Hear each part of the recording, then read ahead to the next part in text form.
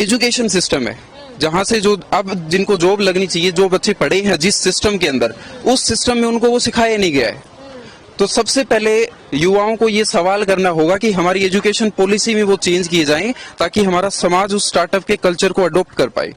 आज चुनाव कवर करते हुए हमें ये नरेश भाई मिले हैं, जो अपनी गारमेंट्स की शॉप चलाते हैं, पॉलिटिकल से बीए किए हुए हैं।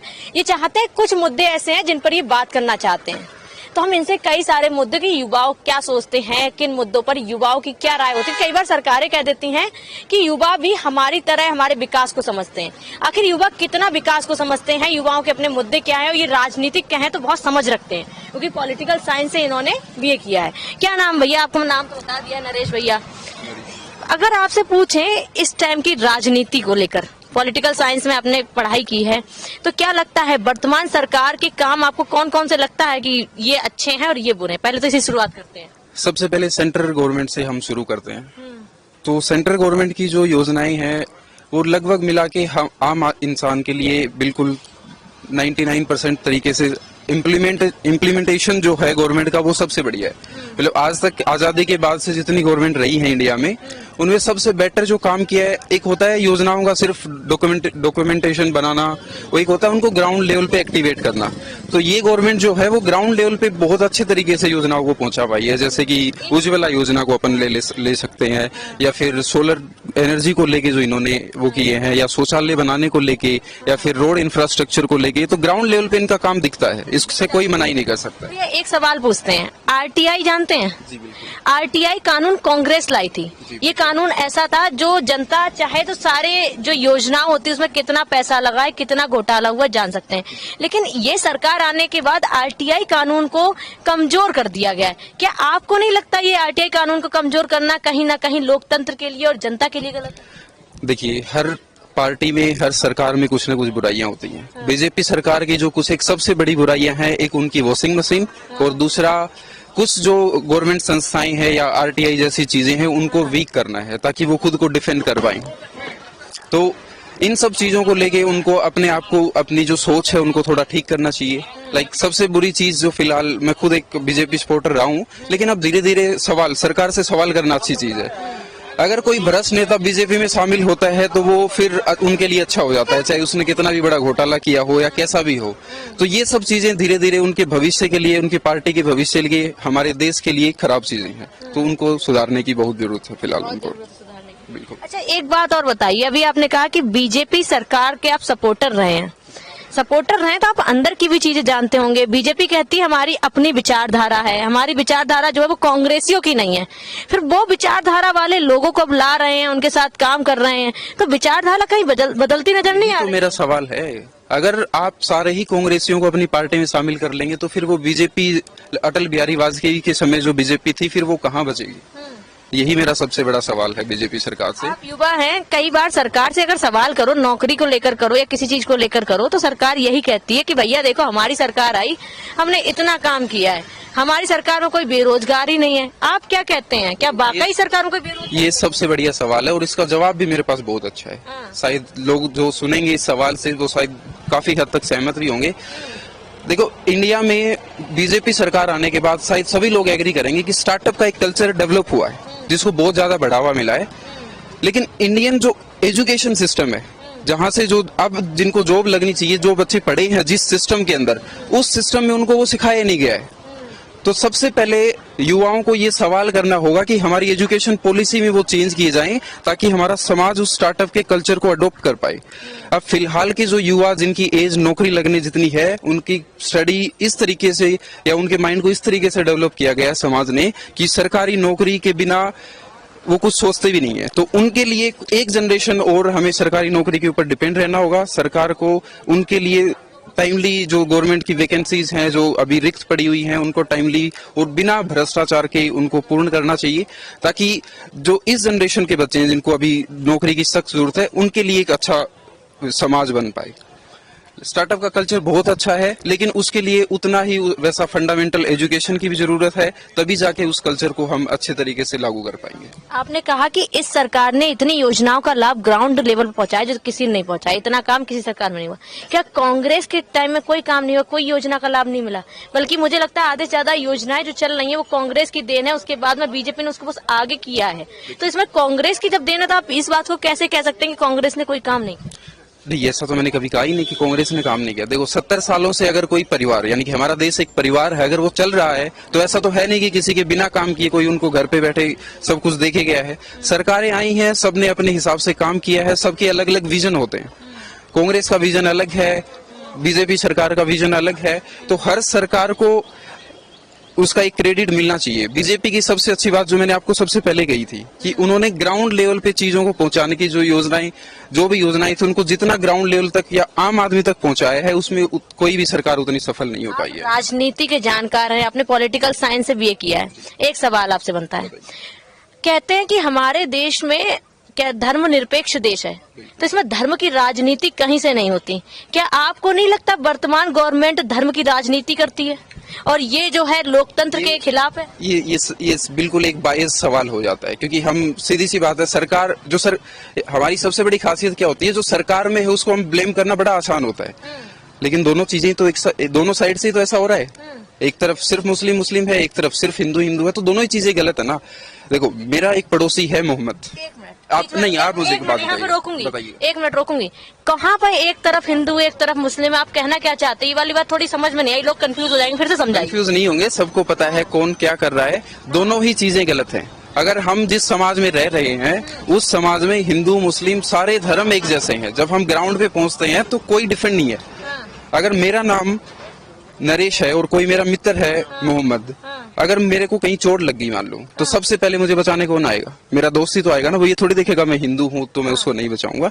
तो राजनीति, जो धर्म की राजनीति, वो ये नहीं कि कोई एक पार्टी विशेष कर रही है। इंडियन कल्चर ऐसा बना दिया है, हम लोग सवाल नहीं करते सरकारों से। सवाल ये नहीं करते कि जिस स्कूल में हम वोट डालने गए हैं उसकी हालत क्या है। हम ये देखते हैं कि उसकी छत गिरने वाली है, लेकिन वोट डालेंगे कि फलाने ने मंदिर बना दिया, उसने वक्फ बोर्ड को इतने पैसे दे दिए। किसी भी पार्टी का मैं कोई पक्ष नहीं ले रहा हूँ, दोनों को बराबर तरीके से क्रिटिसाइज करना और जो काम अच्छे करते हैं तो अप्लाउज करना, दोनों हमारी जिम्मेदारी है। जो काम अच्छा होता है, देश के लिए अच्छा है, समाज के लिए अच्छा है, उसकी तारीफ भी की जाएगी। जो काम समाज के लिए खराब है, वो चाहे कोई भी पार्टी करो, उसकी बुराई करना हर नागरिक का हक और फर्ज बनता है। तभी हम हमारे राष्ट्र को अच्छा बना पाएंगे। कोई एक रिपोर्टर, एक न्यूज चैनल, एक तो ऐसा दिखा दो जो ये सवाल करे कि हम फंडामेंटल एजुकेशन ठीक होनी चाहिए, हमारी सड़कें चलो काम कर रहे हैं, उसके साथ साथ एक एजुकेशन, जो स्कूलों की हालत तो देखो आप जाके। फंडामेंटल की बात की तो आपसे संविधान की भी बात कर लेते हैं। हमारा देश कहते हैं संविधान से चलता है। क्या संविधान हमारा ये कहता है कि आप धर्म की राजनीति कीजिए? क्या हमारा संविधान इस बात को कहता है कि कानून सबके लिए अलग अलग कर दीजिए? ये अगर एक आम नागरिक है तो इनके लिए कानून ये कर दीजिए, आप नेता है तो आपके लिए बदल दीजिए, ऐसा संविधान में तो लिखा नहीं है। फिर ये कौन सा वाला संविधान के अनुसार देश चल रहा है, ये बताइए। आप तो राजनीति के जानकार हैं, पॉलिटिकल साइंस। सुनिएगा, ये एक संविधान के हिसाब से नहीं, ये आपके व्यूज के हिसाब से देश चल रहा है। अच्छा, ये बहुत बड़ी बात कह रहा हूँ, आप ध्यान से सुनिएगा। मैंने आपसे 4 बार ये कह दिया कि फंडामेंटल एजुकेशन पे सवाल होने चाहिए। आप वापिस उस बात को धर्म पे, क्योंकि मीडिया को तो व्यू चाहिए ना। आपको तो व्यू चाहिए, आपको तो धर्म लाना पड़ेगा ना। सवाल कोई घुमा रहे हैं, अब आप सवाल घुमा रहे हैं। मेरी बात सुनिए, लोकतंत्र के हिसाब से, एक मेरी बात सुनिए, फिर से सुनिए। देश क्या है, लोकतंत्र के हिसाब से चलना चाहिए, संविधान के हिसाब से चलना चाहिए, ये सब लोग कहते हैं। कितना देश संविधान के हिसाब से चल रहा है, आप मुझे ये बात बताइए। आप तो खुद युवा हैं, आप जानकार हैं, आपने कहा पॉलिटिकल साइंस पढ़े हुए हैं, आपने संविधान भी पढ़ा होगा। क्या संविधान ये कहता है कि 2 लोगों के लिए अलग अलग कानून होने चाहिए एक ही देश में? ये कौन सा संविधान कहता है, आप ये बताइए। अच्छा, आप मुझे बताइएगा कौन सा। यही तो मैं कहना चाह रहा हूँ, अगर देश सेकुलर है तो फिर देश में वक्फ बोर्ड की जरूरत कहाँ है? अगर आप बात यही करते हैं ना कि धर्म की राजनीति नहीं होनी चाहिए, तो वक्फ बोर्ड की जरूरत कहाँ है? और फिर क्यों एक विशेष धर्म पे संविधान लागू नहीं होता है? और अगर लागू नहीं होता है तो उनका जो संपूर्ण खुद का कानून है वो लागू होना चाहिए। तो बात ये नहीं है धर्म की राजनीति। मीडिया को चाहिए व्यूज, सरकार को चाहिए वोट। तो दोनों चीजें क्या करती हैं, एक को धर्म पे लड़ा दो, एक जाति की बात करेगा, एक धर्म की बात करेगा। जब बात एजुकेशन की आती है, सोसाइटी को डेवलप करने की आती है, क्लीननेस की आती है, कोई सवाल नहीं उठाता। क्यों उठाएगा? क्योंकि व्यूज नहीं मिलते हैं। अब यहाँ पे ये कचरा गिरा है, दिखाइएगा यहाँ पे किसी ने कोई सवाल किया? इसका कोई सवाल नहीं है, किसने किया, क्यों किया। सवाल क्या होएगा, अगर यहाँ पे एक न्यूज़पेपर गिरा होता जिसमें ऑप्शन आता या लिखा हुआ होता कि फलाने धर्म के व्यक्ति की गला गोरोद कर हत्या कर दी गई। धर्म बताना जरूरी नहीं है, बात जरूरी क्या था, एक व्यक्ति की हत्या हुई है, क्या धर्म बताना जरूरी था वहां पर? इंसान की कीमत तो किसी भी धर्म में हो, इंसान है ना। तो मीडिया का काम क्या हो गया है, जो भी टॉपिक घुमा फिरा के लाके छोड़ दो धर्म पे। एजुकेशन की कोई बात नहीं है, अपनी जो फंडामेंटल राइट्स है उसको कैसे यूज करना चाहिए। अब बात राइट्स की सब कर लेंगे, हमारे फर्ज क्या बनते हैं देश के लिए उसकी बात कोई नहीं करेगा, क्योंकि ये सब जब डिबेट होंगे नहीं समाज। आपने कहा फर्ज, वो ड्यूटीज में आता है, फंडामेंटल ड्यूटीज। जी, फंडामेंटल ड्यूटीज उनकी कोई बात ही नहीं करता है। तो आप बताइए फंडामेंटल ड्यूटीज हमारी जो हैं, आप बताइए उसके हिसाब से क्या क्या जनता जो अपनी ड्यूटी निभा रही है और फंडामेंटल जो राइट है वो कितने मिल रहे हैं? फंडामेंटल राइट्स जो कह रहे हैं कि हमारा देश एक, देखो इंडिया में सबसे बड़ी कमी पता है क्या, लोगों को बेवकूफ बनाना बड़ा आसान है। कौन बना रहा है बेवकूफ और कैसे बन रहे हैं लोग बेवकूफ, यही तो मैं पूछना चाह रही हूँ। जब अगर आपको सब कुछ पता होगा, आप सारी चीजें जानकार होंगे, एजुकेशन को अगर अच्छा करेंगे तो क्यों लोग बेवकूफ बनेंगे, क्यों बेवकूफ बनाया जा रहा है, ये क्यों ऐसी राजनीति की जाती? क्योंकि आप एक बार फिर सुनिएगा, अगर लोग बेवकूफ नहीं बनेंगे और जनता को अगर सारी सुविधाएं मिल जाएंगी तो राजनेताओं को कौन बनाएगा? आप फिर कहते हैं कि मीडिया चीजें गलत ला रही है। अब मैं तो आपसे सवाल पूछ रही हूँ, आप बताइए ना, लोगों को बेवकूफ बना कौन रहा है और लोग क्यों बन रहे हैं? राजनेता बना रहे हैं। बन रहे हैं किस लिए? क्योंकि उनके दिमाग में जहर घोल दिया है समाज को लेके, जाति को लेके, धर्म को लेके। अब जैसे मेरी डिमांड है कि मुझे मेरे गाँव में एक स्कूल चाहिए जिसके अंदर प्ले ग्राउंड भी हो, अच्छे कमरे हो, प्रोजेक्टर हो, कोई मेरा साथ नहीं देगा। अगर कल को किसी जाति विशेष या धर्म विशेष की लड़ाई हो जाए, पूरा समाज इकट्ठा हो जाता है। क्यों? ये किसकी गलती है? क्योंकि दिमाग में जहर जो भर दिया है राजनीति ने, उसको लोगों की भी जिम्मेदारी है कि उसको निकालें। तो ये सुझाव बताइए ना, इसका क्या कर सकते हैं, जनता कैसे जागरूक कर सकते हैं? अब मान लो आप एजुकेशन को, आपको मान लो इस एरिया का हम एमएलए बना देते हैं और आपको अपने एरिया में हॉस्पिटल, एजुकेशन, सारी चीजों का अगर सुधारने का मौका दिया जाए, और ये जनता है जो मान लो जाति के नाम पर आप कह रहे हैं कि वोट दे देती, जाति के नाम पर चल देंगे मंदिर बनाने के लिए, तो आप एक युवा होने के नाते इन लोगों के लिए क्या सुझाव देंगे, कैसे अपने एरिया में सारा डेवलपमेंट करवाएंगे? ये आपकी जिम्मेदारी, मैंने आपको एमएलए बना दिया, अब आप बताइए आप क्या सुझाव देना चाहेंगे? एक सरकारी फंड का यूज सभी एमएलए करते हैं, कोई रोड बनाने में करता है, कोई स्कूल बनाने में, अपने अपने एरिया के हिसाब से करते हैं। मैं समाज की जो जिम्मेदारियां हैं वह उनसे आपको थोड़ा सा रूबरू कराना चाहूंगा। मैं किसी गांव विशेष का नाम नहीं लूंगा, लगभग ये गांव में होता है कि किसी जाति के लोग मिलके या पूरा गांव मिलके चंदा इकट्ठा करता है और उससे मंदिर बनाते हैं। फिर उसकी होड़ में दूसरे लोग चंदा इकट्ठा करते हैं, दूसरे जोड़ में मंदिर बनाते हैं। अगर जब बात आती है स्कूल की बिल्डिंग को अच्छा करने की, तो गांव का बंदा 500 रुपए देने से भी कतराता है। फिर आपने सवाल घुमा दिया, देखिए भैया, नहीं, फिर आप मुझसे फिर कहते हैं कि मीडिया गलत बात करती है, सवाल घुमा देती है। अभी मैंने आपसे सुझाव मांगे, सुझाव के लिए सरकार इतना पैसा तो दे ही देती कि आप डेवलपमेंट कर पाए, तो आप किस तरह से करेंगे? जनता को, आपको सिर्फ पैसे नहीं मांगने, जनता से फाइनेंशियली आपको मदद नहीं लेनी, क्योंकि भाई वो खुद अपना घर जैसे तैसे चलाते, सरकार पर डिपेंड होते हैं। तो आप उनका मोरल जो कहते हैं ना कि भावना उनकी कैसे बदलेंगे इस चीज को लेकर कि वो एजुकेशन के लिए सोचे, वो रोजगार के लिए सोचे, वो सोचे हमारे अच्छी फैसिलिटी हो जाए, इसके लिए आप उनका कैसे विचार चेंज करेंगे? क्या सुझाव है आपके पास? सबसे पहले तो हमारा हेल्थ केयर और एजुकेशन सिस्टम सबसे बढ़िया होना चाहिए। सरकार के पास इनफ बजट रहता है, वो टैक्स पेयर के तो चाहिए, लेकिन कैसे बढ़िया होगा, हम यही तो पूछ रहे हैं। तो सब जानते होना चाहिए। अगर आप एमएलए मैंने बना दिया है, आपको होना चाहिए, लेकिन आप एमएलए हैं तो कैसे करेंगे? क्या आपके पास रोड मैप होगा, क्या आपके पास प्लानिंग होगी जिसके तरह आप कह सकते हैं कि इस गांव में जो हॉस्पिटल बनेगा एकदम बढ़िया फैसिलिटी मिलेगी, स्कूल बनेगा बच्चों को अच्छी सुविधा मिलेगी? ये तो सब सवाल उठाते हैं कि हमारी यहाँ चीजें होनी चाहिए, लेकिन है नहीं। आप क्या सुझाव देंगे अगर आपको बना दिया गया? आप यंग भी हैं।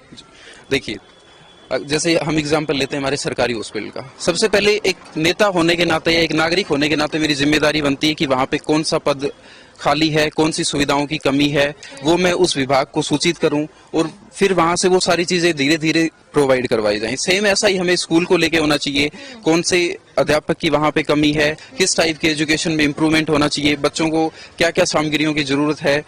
सरकारी स्कूल में आपको भी पता है कि आज के दिन मोस्टली ये सारी चीजें तो सरकारें भी करती हैं, एमएलए भी हैं, वो देखते हैं क्या क्या नहीं है, सारी सुविधाएं तो आती हैं, लेकिन फिर भी जनता को लाभ नहीं मिलता। कहने के लिए दवाइयां भरपूर आती हैं, तब भी लोगों तक नहीं पहुंचती। टीचर्स की सैलरी, नियुक्ति, कोई स्कूल ऐसा नहीं जिसमें नियुक्ति नहीं की जाती सरकारी में, उनको सैलरी भी मिलती, फिर भी बच्चों तक एजुकेशन नहीं पहुंच पा रही। उसका क्या आप करेंगे? जैसे बच्चों तक एजुकेशन पहुंचे, सरकार तो सब कुछ दे रही है, लेकिन बच्चों को एजुकेशन मिले, अस्पताल में जाए तो उनको अच्छा इलाज मिले, इसके लिए क्या करेंगे? ये तो देखो सभी लोग कर रहे हैं, उसके लिए आप क्या करेंगे? जैसे आप युवा हैं, आपने बोला कि सवाल नहीं करते हैं लोगों को जागरूक नहीं, मंदिर के नाम पर 4 लोग, तो ये आपसे अब सवाल है कि आप कैसे करेंगे कि जिससे कि इस इलाके के अगर बच्चों की बात करें, आपने कूड़ा दिखा गया कि कूड़ा पे मीडिया बात नहीं करती, तो वो बच्चे जो हैं एजुकेट हो जाएं, उनको अच्छी एजुकेशन मिले, अगर अस्पताल में यहाँ गाँव के लोग चले जाए तो फ्री में अच्छा इलाज हो जाए। क्योंकि देखिए इक्विपमेंट और दवाइयों की कोई कमी नहीं होती, व्यवस्थाएं सरकार सारी करती है, लेकिन फिर भी इलाज नहीं मिल पाता। इसके लिए आप क्या ऐसा बेहतरीन व्यवस्था करेंगे, ये बताइए। देखो, इम्प्लीमेंटेशन होना भी बहुत जरूरी है। चीजें सिर्फ होने से कुछ नहीं होता। जैसे कि अब फिलहाल एक कल्चर बना हुआ है, डॉक्टर्स या मान लो, या नर्स मान लो, या टीचर्स मान लो, जो स्कूल में जाके रील्स बनाते हैं। आपने भी ये न्यूज में देखा होगा या लोगों से सुना होगा। तो इन सब चीजों को मॉनिटर करके, उन कल्चर को थोड़ा सा चेंज करके, देखो चेंज करेंगे, समाज में जो भी चीजें चेंज होती हैं वो जागरूकता से पैदा होती हैं। जागरूकता कैसे लाएंगे, वही तो जानना चाहते हैं मैं। वो समाज को, लोगों को इकट्ठा करके, उनसे उनके विचारों को थोड़ा सा समझ के कि उनको किस तरीके से समाज में तो जागरूकता ले आएंगे। समाज तो वैसे भी अपने बच्चों को लेकर जागरूक है कि उनके बच्चों को अच्छी शिक्षा, लेकिन वो एजुकेशन सिस्टम कैसे चलेगा? जो मैडम रील बना रही हैं उनके लिए आप क्या कानून बनाएंगे? अगर ये समाज मान लो ये जागरूक हो गया तो ये तो अपने बच्चों को छोड़ के स्कूल से चले आएंगे, भाई इनको अपना काम धंधा करना है। वो मैडम फिर भी रील बनाएंगी। अगर डॉक्टर चले जाते वो भी रील बनाए, उनके लिए क्या करेंगे आप? ये बताइए, कानून तो उनके लिए बनेगा ना, क्या बनाएंगे, कैसे आप करेंगे कि जैसे इन बच्चों को अच्छा एजुकेशन मिले? देखिए, सबसे बढ़िया सोल्यूशन होता है प्रत्येक क्लासरूम में सीसीटीवी कैमरा होना चाहिए। प्रत्येक, तो आज भी लगे हुए, ये सेटिस्फाइड जवाब नहीं है इसका। देखिए, आप एक बात बताइएगा मुझे आपने कहा कि मुझे आपने एमएलए बना दिया। एक एमएलए का काम होता है सरकारी फंड का सही से यूटिलाइज करना। दूसरा काम होता है समाज में जागरूकता फैलाना कि किस, सुनिए मेरी बात। अब अगर कोई व्यक्ति, यानी कि मैं एमएलए हूँ, मैं ही कामचोर हूँ, तो फिर उससे जागरूकता से भी मैं क्या कर पाऊंगा? मुझे ये बताइएगा। तो आप एमएलए हैं, कामचोर भी नहीं है, तो जनता तक कैसे लाभ पहुंचाएंगे कि एमएलए के उस पे कितना बढ़िया काम करेंगे? आपने एजुकेशन के लिए बात की, फिर मैं वही वाला सवाल फिर दोहराऊंगा क्योंकि मुझे सेटिस्फाई जवाब नहीं मिला। आपका एरिया है जहाँ अच्छी एजुकेशन नहीं, वहाँ अच्छा मैंने बिल्डिंग बना दी, सीसीटीवी कैमरा, आपके हिसाब से बिल्डिंग भी अच्छी है, सीसीटीवी कैमरे भी लगवा दिए, अब भी बच्चों को एजुकेशन नहीं मिल पा रही, तो उसका क्या करेंगे कि जो अच्छी एजुकेशन, क्योंकि आप टीचर वो ले रहे हैं जो पास होकर आ रहे हैं, जो परीक्षा पास कर पा रहे हैं, प्राइवेट में वो पढ़ा रहे हैं जो कम एजुकेटेड है आपके हिसाब से, जो आपकी परीक्षा को पास गवर्नमेंट की नहीं कर पाते वो पहुंचते हैं, तो इसके लिए कम काबिल हुए। देखिए, एक टेस्ट होता है जो गवर्नमेंट कराती है और यही कहा जाता है, तो उसके बाद भी अगर बच्चों को एजुकेशन प्राइवेट में अच्छी मिल रही, सरकारी में नहीं मिल रही, इसके लिए अगर आप एमएलए हैं तो क्या जिम्मेदारी किसकी है? आप क्या करेंगे इसके लिए सुधार? देखिए, पूरे सिस्टम को मॉनिटर करना एक अकेले बंदे का काम नहीं है। प्रत्येक व्यक्ति को, समाज के हर एक नागरिक को उसकी जिम्मेदारी लेनी पड़ती है। स्कूल के हेडमास्टर से लेके हर स्टूडेंट तक, हर पेरेंट्स तक टाइमली अपने बच्चे को मॉनिटर करें। स्कूल के होमवर्क को हर तरीके से उसको जब मॉनिटर होएगा, पूरा इकोसिस्टम बनेगा, तभी चीजें सुधर सकती है। कैसे बनेगा इकोसिस्टम? एक छोटा सा एक सही सवाल का जवाब कि कैसे बनेगा, क्या रोड मैप रहेगा? आपने कहा कि कई सारे सवाल, लेकिन अभी तक सेटिस्फाइड जवाब नहीं मिला, क्या रहेगा? देखिए, जागरूकता ही उसका ऑप्शन है, और क्या कर पाएंगे बताइए। देखिए, नरेश जी हैं जो बातचीत करना चाहते थे, इनके कई मुद्दे थे, कई सवाल थे, सवाल तो हमने पूछे, जवाब भी इन्होंने दिए। सारी स्कूलों में भर भर के फंड आता है, टीचर्स की तनख्वाह भी कोई कम नहीं होती, उसके बाद भी टीचर, अगर स्कूल में बच्चों की बात की जाए तो उनको एजुकेशन के नाम पर बेसिक चीजें भी नहीं मिलती। वहीं अगर आप प्राइवेट में चले जाइए तो क्यों हर कोई अपने बच्चे को प्राइवेट में पढ़ाना चाहता है? क्योंकि वहां एजुकेशन है। क्या जो सरकारी स्कूल के टीचर वो एजुकेट नहीं होते, बल्कि एजुकेट होते, सरकार का एक पेपर होता है वो पास करके आते हैं, इससे ये साबित होता है कि ये टीचर ज्यादा एलिजिबल थे, इसीलिए सरकार ने चुना है। प्राइवेट स्कूलों में वो टीचर जाते हैं जो उस पेपर को पास तक नहीं कर पाते। फिर क्या डिफरेंट है कि वो टीचर ज्यादा अच्छी से शिक्षा देते हैं, जो सरकारी स्कूल वाले हैं वो नहीं दे पाते हैं। इस सिस्टम को सुधारने का क्या राय है और क्या जरूरत नहीं क्या सिस्टम के लिए एक जिम्मेदार होना? ये तो सब कह देते हैं कि हम सुविधाएं दे रहे हैं, सभी नेता इस बात को कहते हैं कि हमने अच्छे एजुकेशन के लिए स्कूल बनवा दिए। क्या उन स्कूलों में कभी कोई झांक के देखने जाता है इन शिक्षकों को, इन बच्चों को क्या एजुकेशन मिल रही? टीचर स्कूल में आके क्या कर रहा है? क्या उन पर आज तक कोई कानून बना है? कितनी बार ऐसा हुआ है कि सरकारी टीचर ना पढ़ाने वालों की सैलरी कट गई हो? कभी नहीं होता, लेकिन प्राइवेट में होता है। और इसीलिए प्राइवेट सिस्टम जैसे चलता है, क्या सरकारी सिस्टम को वैसे नहीं चला जा सकता?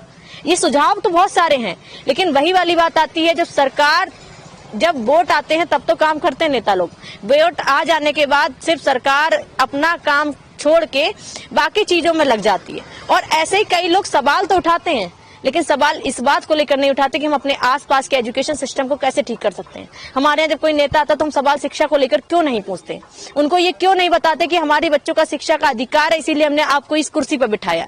अगर आप सवाल नहीं करेंगे तो आपके बच्चे ऐसे ही रह जाएंगे, आपको मामूली सुविधाएं भी नेता कभी नहीं देंगे। इसलिए जागरूक होइए और अपने लिए सवाल कीजिए, अपने लिए खड़े होइए।